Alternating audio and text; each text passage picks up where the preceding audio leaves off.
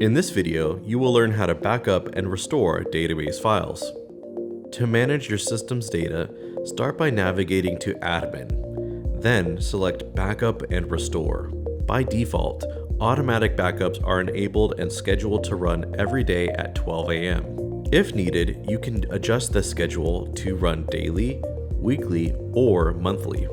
There are two backup options available. The first is USB backup. USB backup provides additional storage for backups and requires a USB flash drive to be connected directly to the access controller. The second option is manual backup. Manual backup creates a backup file for the current day and saves it directly to your local computer. The system can restore from the last 3 internal backups, which are stored locally on the access controller. Alternatively, a backup file can be uploaded and restored from a local computer.